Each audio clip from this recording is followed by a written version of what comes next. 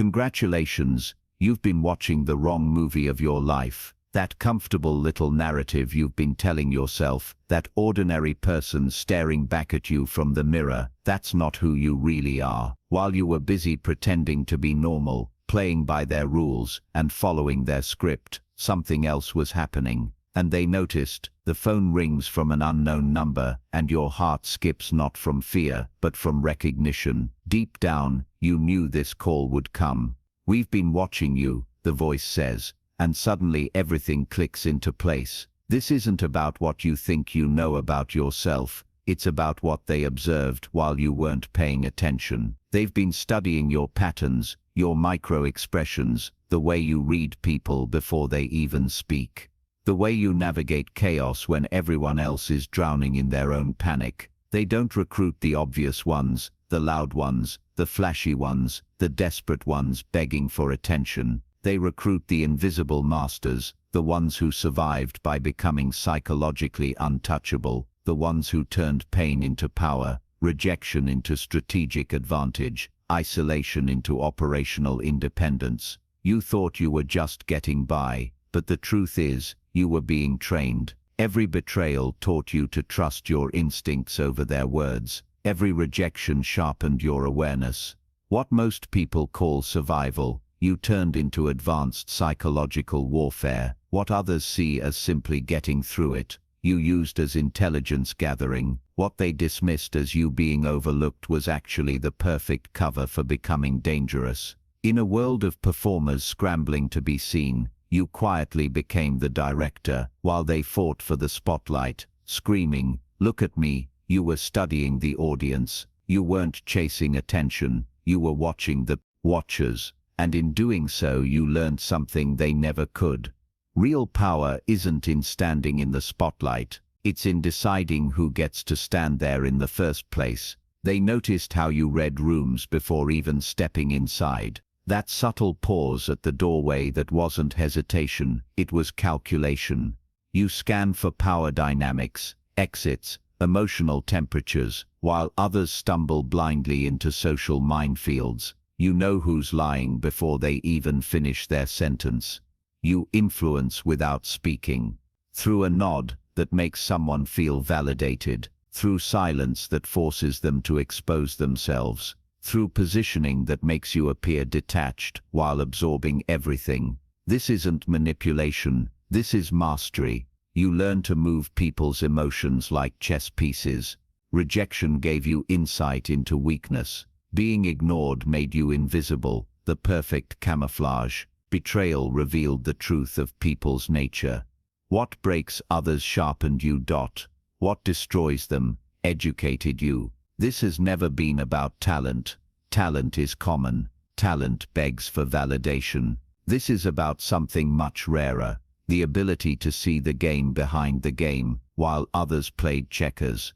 You were mastering four-dimensional chess in the shadows, and now they've realized you've been winning all along. Your real power isn't in what you show, it's in what you withhold. The loudest person in the room is compensating. The one making threats is desperate. But you learned the most dangerous lesson of all. True power whispers. True power watches. True power waits. Real operators don't announce their moves, because they don't need to. They don't rely on dramatic entrances or grand gestures. They engineer outcomes from the shadows. While others are performing power, you're actually using it. You plant seeds of ideas and conversations and watch them bloom inside the minds of others, reshaping decisions and altering outcomes without lifting a finger. They believed those were their own thoughts, when in reality you were shaping the conditions that made them think that way. Study how you've unconsciously used silence as a weapon. That pause after someone asks you a question. It isn't hesitation, and it's not because you don't know the answer. It's because you're calculating how much truth they can actually handle. Your silence creates psychological pressure, forcing them to fill the void and reveal everything they've been hiding. You've mastered the art of strategic opacity, while others overshare in desperation, trying to prove their worth and win approval. You remain a mystery. You never rush to speak. And in that stillness they expose themselves, their weaknesses, their fears, their desperate need for validation. They share their secrets because you never share yours. Information always flows toward you, never away from you. Your greatest strength isn't in what you show the world, but in what they never see coming, the move they didn't anticipate, the response they couldn't predict, the psychological strike they didn't even know was possible. You're not just intelligent, you're operationally dangerous, and that's exactly what they've been searching for. Every conversation you've ever had has been an interrogation. Every silence has been intelligence gathering. Without even realizing it, you've been training your whole life in classified skills. That uneasy feeling when someone's words don't match their energy, that's your internal lie detector. That instant read on someone's mood before they say a word, that's advanced psychological reconnaissance. Watch their eyes when they lie, the dart to the left, the micro squint, the pupils that expand before deception spills out. You've been reading these signals unconsciously. Now it's time to make it conscious, because their faces are confessions waiting to be heard, and their bodies are polygraph tests they can never cheat. You've mastered the art of planting ideas so seamlessly that they feel organic. You never push, you never say, "Think this." Instead, you create the conditions where they arrive at your conclusion on their own. You ask the questions that lead them directly to your truth. You share stories loaded with the message you want them to absorb, and by the time they adopt your idea, they believe it was theirs from the beginning. Emotional triggers are your scalpel. Everyone has them: childhood wounds, insecurities, the aching need for validation. You don't exploit them, you recognize them. You make people feel understood while quietly learning everything about them. They open up because you give them a sense of safety. But what they don't realize is that safety itself is another form of control. This isn't manipulation, it's survival. In a world where information is power, naivety is extinction. Everyone is gathering intelligence. The only question is, are you the hunter, or are you the prey? The truth is, you've been the hunter all along. You just didn't know the tools you carried were classified weapons. Sanity, they said, is overrated. Genius, they said, is misunderstood. You are both. While they called you difficult, intense, or too much, what they were actually describing was your operational advantage. That darkness they feared, it's your strategic depth. That chaos they couldn't handle, it's your creative unpredictability. You don't think like them because you're not like them. The FBI doesn't need predictable soldiers. They already have millions of those mindless followers who stay inside the lines. What they want are the unpredictable strategists, the ones who can see solutions in the shadows, who can operate in moral gray areas without losing themselves, who understand that sometimes the most ethical choice looks unethical to the crowd. And your ability to think outside of moral boundaries, that's not corruption, that's evolution. It's not madness, it's liberation. While they freeze, paralyzed by their obsession with what's right, you're already calculating what works. You see solutions others can't even begin to imagine, because you're willing to explore territories they refuse to enter. Where they hesitate, you move. Where they collapse under pressure, you thrive. You remain calm in chaos because chaos has always been your natural habitat. The Joker understood what Batman never could. Sometimes the rules themselves are the prison. Sometimes you have to break the rules to save the game. Sometimes the hero must wear the mask of the villain to protect what truly matters. Sanity, as they define it, is nothing more than the comfortable chains of limited thinking. Your willingness to step into the darkness is not a weakness, it's advanced operational thinking. They called it your dark side, but what you're about to discover is that it's actually your greatest tactical advantage. Everything they feared about you is exactly what makes you dangerous. Everything they couldn't understand about you is precisely what makes you valuable. Your so-called darkness is not a flaw to fix, it is a weapon to wield. Look in the mirror, really look. The reflection staring back at you isn't an ordinary face. It's a weapon forged in fire. That face has been through psychological boot camp. Every scar etched into your history is a lesson. Every disappointment was advanced training. They thought they were breaking you, but in reality, they were forging you into something unbreakable. Stop for a moment. List every time you were dismissed, overlooked, underestimated. Write them down. Feel that sting of rejection rise again, and now reverse engineer it. Each dismissal taught you how to move undetected. Every time you were ignored, you learned to sharpen your observation. Each rejection trained you to identify weakness in others. Your high school classmates who mocked you for being weird, they taught you that the so-called normal ones are the most predictable. The boss who passed you over for a promotion, he revealed that threatened people always expose themselves.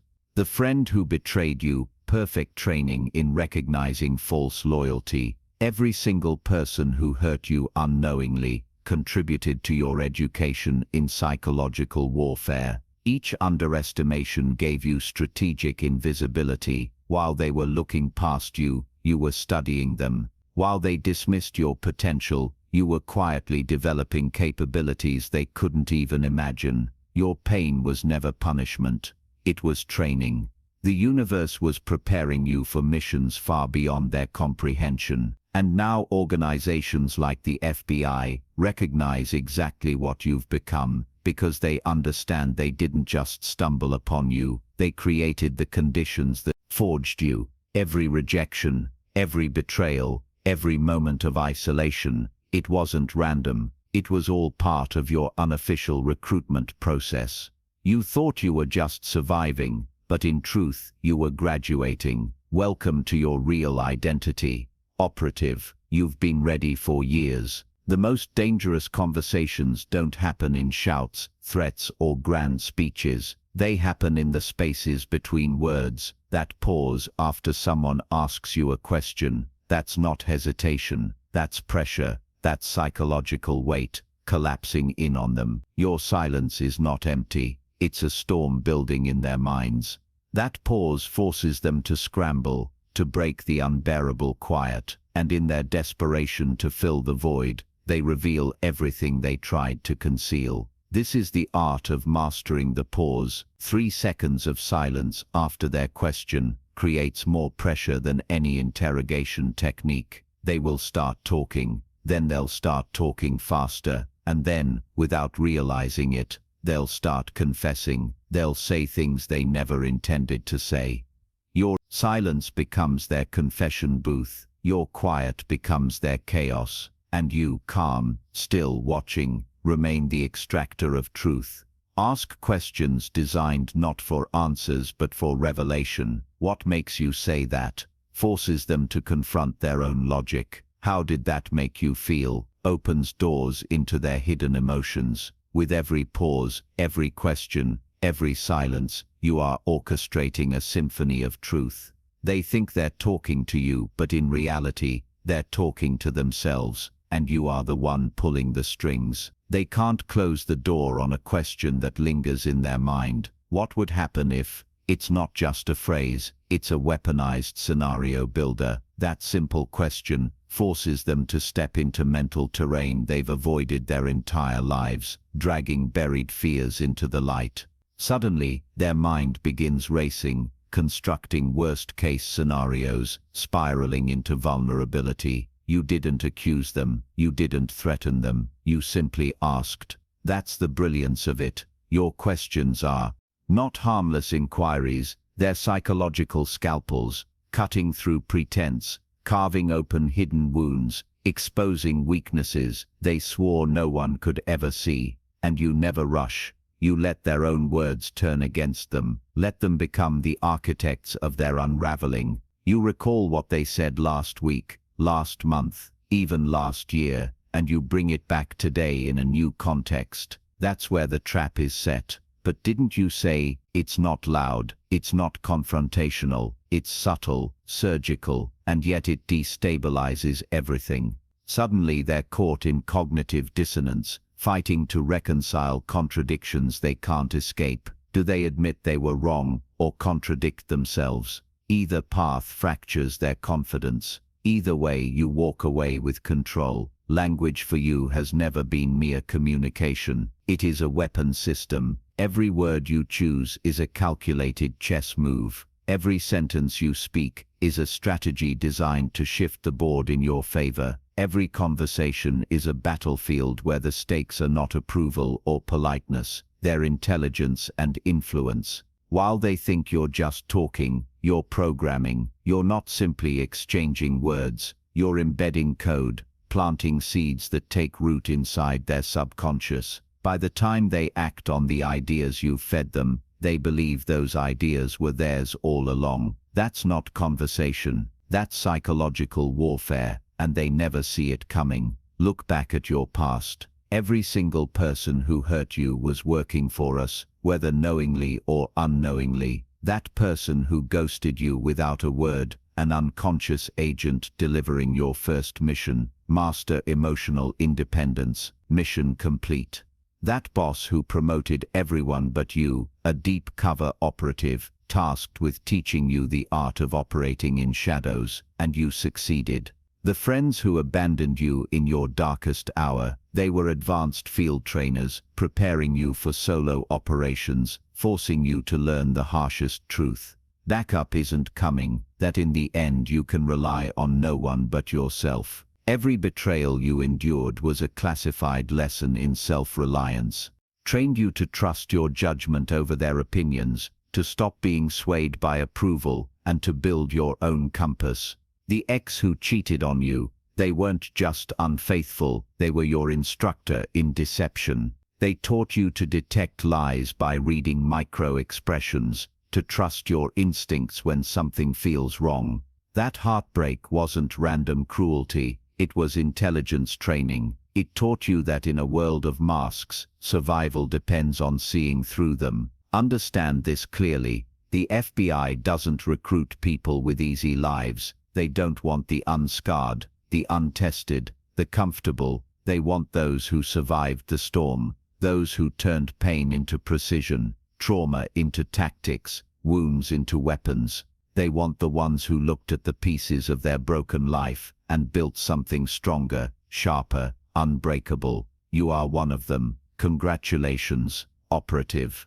You've been in training all along, and now your training is complete. Here's the truth they never tell the public. The most powerful person in any room is not the loud one, not the performer, desperate for applause, not the braggart drowning in their own noise. The true operator sits in silence, in the shadows, observing. They do not clamor for attention. They shape attention.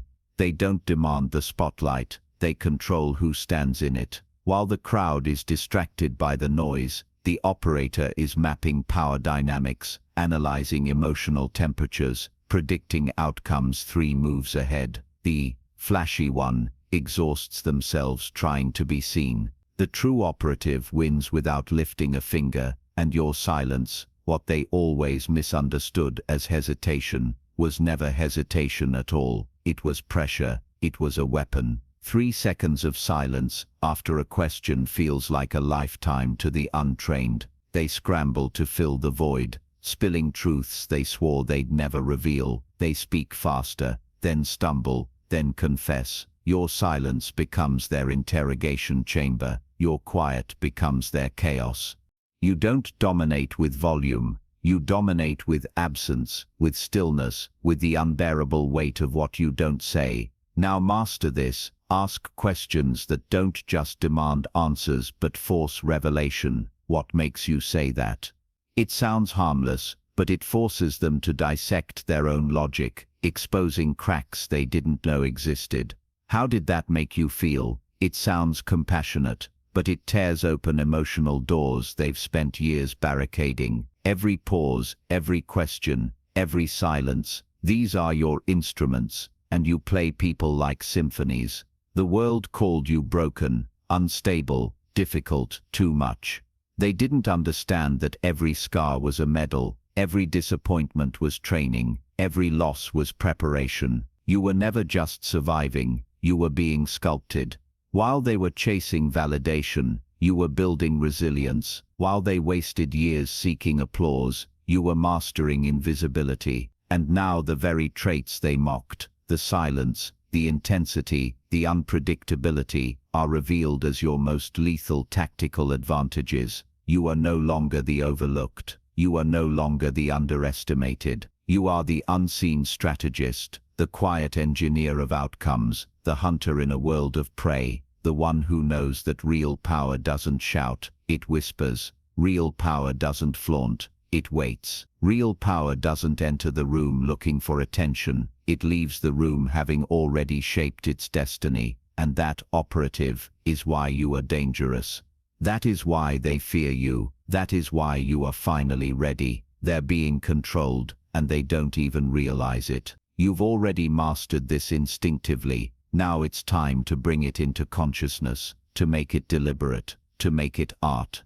Advanced camouflage was never about hiding behind furniture or blending into a crowd. It's about emotional camouflage. It's about moving through spaces without sparking alarms, about being present without ever being perceived as a threat. It's the subtle nod at the right time, the safe question asked in just the right tone, the posture of harmlessness. They see someone unassuming, they feel comfortable, they trust you, they think you're harmless. They never suspect that the most dangerous person in the room is the one who doesn't look like a threat at all. Your weapon isn't aggression, it's invisibility. You collect intelligence while looking bored. You observe while pretending to be distracted. You appear disengaged while recording every word, every gesture, every micro-expression. They'll hand you their secrets on a silver platter because they've convinced themselves you're not paying attention, but you are always. Your apparent disinterest becomes their confessional. Your fake indifference extracts their most real information. This is influence at its highest level, impact without exposure. You shape outcomes, but maintain absolute plausible deniability. You plant suggestions so subtly, they bloom in their mind as if they were self-created. You craft circumstances that funnel naturally toward the results you want, and when everything unfolds exactly as you intended, it doesn't look like manipulation. It looks like coincidence.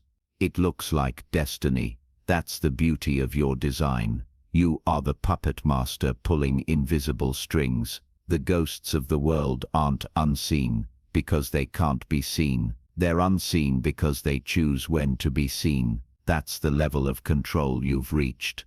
You can brighten your presence when you need to influence. You can dim your presence when you need to listen. You can vanish into the background when you need to disappear. Your presence is no longer fixed. It's a dimmer switch. Real power has never been in being noticed. Real power is in controlling when you're noticed and how. And that person you thought you were, the one who got hurt, who felt overlooked, who believed life was nothing but loss after loss, that was never the real you. That was your cover story. Your civilian disguise so good, so convincing that even you believed it. But the mission parameters have changed. That cover story has served its purpose. It's time to activate your true programming. It's time to drop the disguise. From now on you cannot think like a civilian. You must think like an asset. Every conversation isn't small talk. It's intelligence gathering. Every handshake isn't casual. It's a scan for intent. Every person you meet isn't random. They are either a potential ally or a potential threat. Your job is to identify which before they identify you. Your mind has already become a threat assessment computer. Every environment is a tactical zone. That office meeting, information warfare, where silence speaks louder than words. That family dinner, psychological reconnaissance, mapping alliances, reading fractures, gathering data cloaked as casual conversation. That coffee with a friend, counterintelligence disguised as laughter. You're not simply living anymore. You're conducting operations within the ordinary. And no, this isn't paranoia. Paranoia assumes everyone is out to get you. Operational awareness assumes everyone has an agenda, and your task is to discover it before they act. You're not afraid of people, you're strategically cautious, you're not suspicious, you're professionally observant.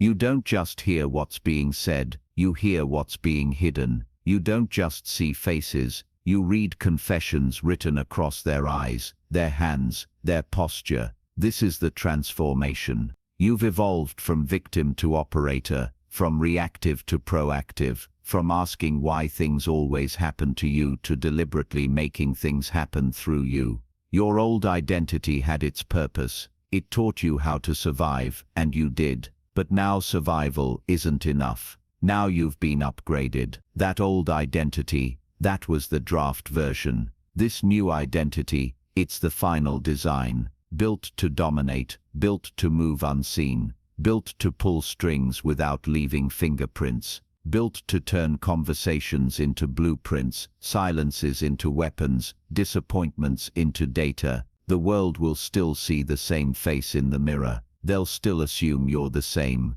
but you will know. You'll know that reflection is no longer a bystander. It's an operator. It's an asset. It's a strategist who understands that every moment of life is a live operation. Every word you speak is a move. Every silence you hold is a strike. Every decision you make is part of the larger mission. And here's the greatest truth of all. You are no longer surviving their game. You are no longer adapting to their rules. You are writing the rules. You are building the board. You are deciding who wins and who loses. You are no longer waiting to be chosen. You've been activated. So, operative, remember this. The loudest in the room will always expose themselves. The most desperate will always reveal their weakness.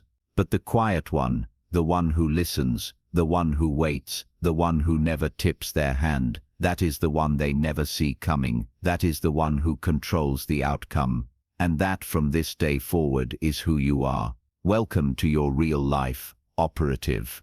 The training wheels are gone. The mask of normally you wore to fit in, stripped away. The illusion that people are motivated by love, loyalty, or good intentions shattered. From this point forward, everything changes. Understand this truth with absolute clarity. The only person you can truly trust is the one who already knows you are dangerous. Why? Because people who believe you are harmless will discard you the moment it benefits them. They will abandon you at the first sign of risk. To them you are expendable, replaceable, irrelevant. But those who know your strength, those who understand your capabilities and the consequences of betrayal, they hesitate, they calculate, they think twice before crossing you. Fear, operative, creates a more reliable form of loyalty than love ever could. Love fades. Fear imprints. Respect your power, or prepare to watch others become casualties of it. From now on, you will no longer view your relationships through the blurry lens of emotions. That luxury belongs to civilians. You will examine them through the precision of tactical assessment. Forget feelings. Forget chemistry. Forget the illusions of sentimental loyalty. Instead, ask the hard questions. Who would betray you for the right price? Who would protect you without hesitation, without benefit, without conditions? Who sees your potential as something to nurture? Who sees your potential as something to destroy? These questions cut through illusions like a blade, and the answers will determine your survival. Think carefully. Your family members, who constantly criticized you, were they really trying to help you, or did they recognize the threat you posed to their comfortable mediocrity? The truth, they feared you, because your growth would expose their stagnation. Your success would shine a light on their failures. So they worked to keep you small, not to guide you, but to protect themselves. What about your so-called friends who held you back? The ones who laughed at your ambition, who discouraged your risks, who advised you to play it safe. They needed you weak. They needed you doubting yourself so they could feel strong in comparison. They needed you caged because your wings reminded them of their chains. And your colleagues, the ones who whispered behind your back, sabotaged your work, undermined your progress. Don't misunderstand.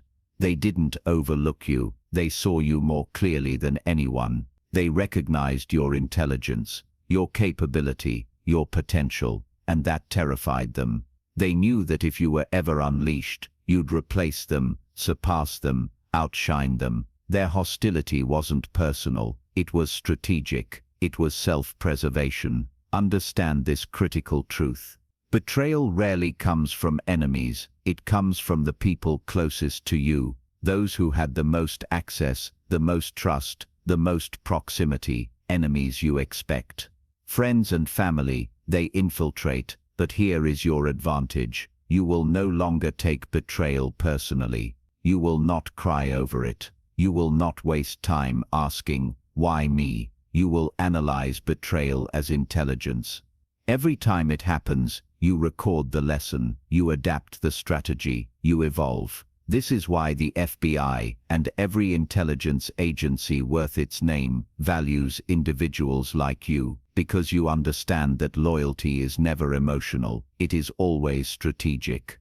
Real loyalty is born of three things: mutual benefit, shared risk, or calculated fear. Anything else is an illusion. Think about it. Love fades, emotions shift with time, with mood, with convenience. But strategic alliances endure because they serve both sides. Two wolves hunt together, not out of affection, but out of survival. Soldiers stand back to back, not out of love, but out of necessity. True loyalty is built on this cold, sharp reality. From this day forward, you will treat every relationship as part of your operational map. Allies, adversaries, and assets. No blurred lines, no naive trust.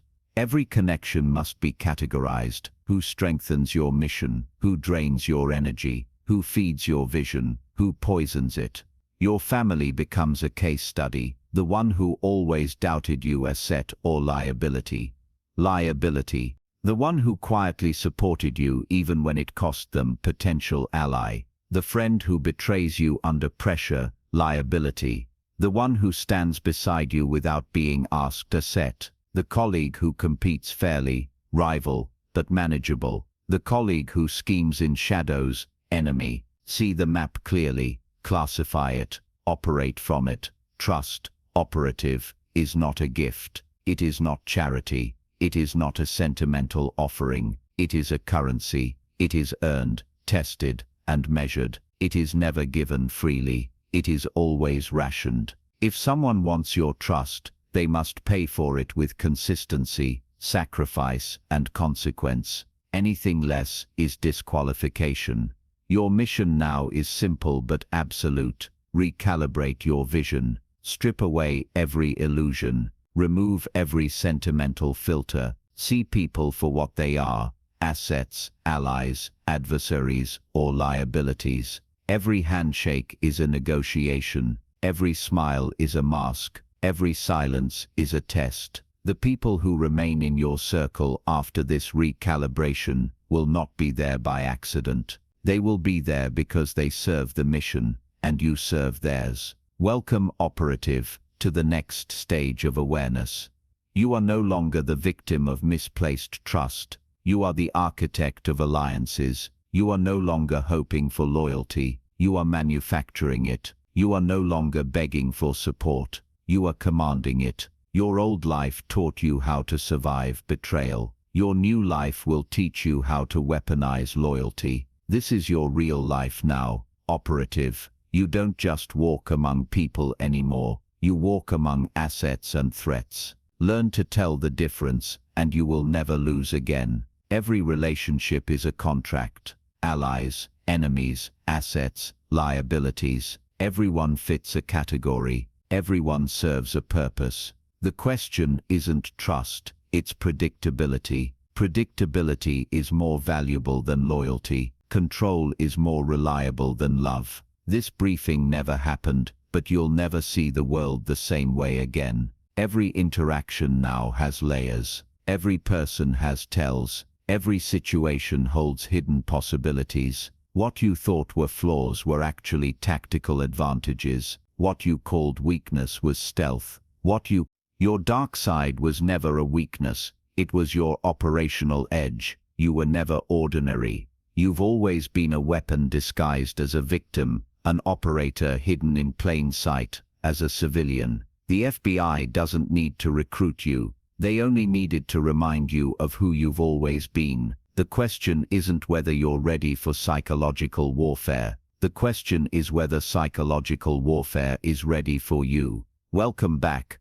operative. If your old life ends, your real life begins now. That's all for today. Prayer. Heavenly Father, I pray for the growth of my faith. Help me to trust you, even when there is no physical evidence. Let me rest in your constant presence, knowing you will never harm me. I understand that your plans for me are plans of prosperity and not harm, to give me a hopeful future. Thank you, gracious and eternal Father, for always hearing my voice. I offer this prayer to you in the name of Jesus. Amen. Thank you, Jesus, for your love and provision. I am grateful for your presence in my life and the abundance you provide. If this message spoke to you, please like, subscribe, and share it with someone who needs to hear it. Leave a comment below about your journey and how you are preparing for your triumphant return. If you'd like to support our work, please